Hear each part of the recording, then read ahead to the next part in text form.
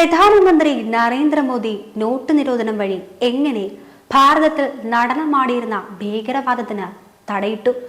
മലയാളം മാധ്യമങ്ങൾ ചർച്ച ചെയ്യാത്ത, ഒരുപക്ഷെ മനഃപൂർവ്വം മറച്ചുവെച്ച കുറച്ചധികം സത്യങ്ങൾ ഇതിനു പിന്നിലുണ്ട്. തുടക്കം ആരംഭിക്കുന്നത് 2012-ലാണ്.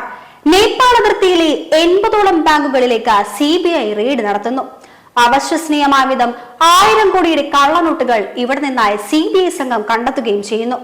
എന്നാൽ യഥാർത്ഥ ട്വിസ്റ്റ് സംഭവിക്കുന്നത് അടുത്ത ഘട്ടത്തിലാണ്.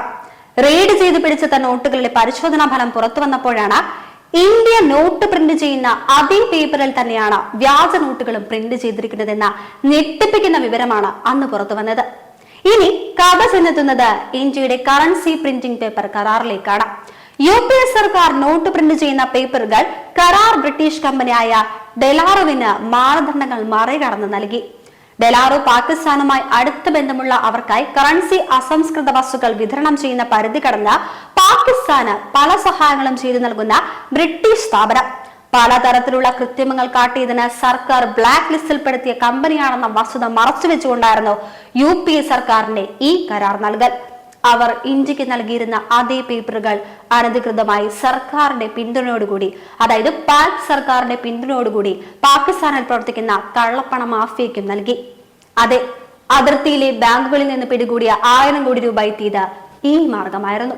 അതായത് പാകിസ്ഥാൻ നമ്മുടെ രാജ്യത്ത് സമാന്തരമായ ഒരു സമ്പദ് വ്യവസ്ഥ തന്നെ ഓടിച്ചിരുന്നു എന്നത് ചുരുക്കം. അതിലൂടെ അവർ ഇവിടുത്തെ വിഘടനവാദം വളർത്തി, ഭീകരവാദികളെ സാമ്പത്തികമായി അഭിവൃദ്ധിപ്പെടുത്തി, രാജ്യത്തിന്റെ അഖണ്ഡതയ്ക്ക് കാര്യമായ വെല്ലുവിളി തന്നെ ഉയർത്തി. എന്നാൽ കാര്യങ്ങൾക്ക് മാറ്റം സംഭവിക്കുന്നത് 2014 ശ്രീ നരേന്ദ്രമോദിയുടെ നേതൃത്വത്തിലുള്ള സർക്കാർ അധികാരത്തിൽ എത്തുന്നതോടുകൂടിയാണ്. മോദി സർക്കാർ ഡെലാറോവുമായുള്ള കരാർ അവസാനിപ്പിച്ചു. കരാറിന്മേൽ അന്വേഷണം പ്രഖ്യാപിച്ചു. 2016 നോട്ട് നിരോധനവും കൂടി പ്രഖ്യാപിച്ചതോടുകൂടി കള്ളനോട്ടുകൾ വഴിയുള്ള ക്രയവിക്രയങ്ങൾ തടസ്സപ്പെട്ടു. ഇതോടെ ഭാരതത്തിനുള്ളിൽ പാകിസ്ഥാൻ കഴിഞ്ഞ ഒരു പതിറ്റാണ്ടായി പ്രവർത്തിച്ചിരുന്ന സമാന്തര സമ്പദ് വ്യവസ്ഥയും തകർന്നു.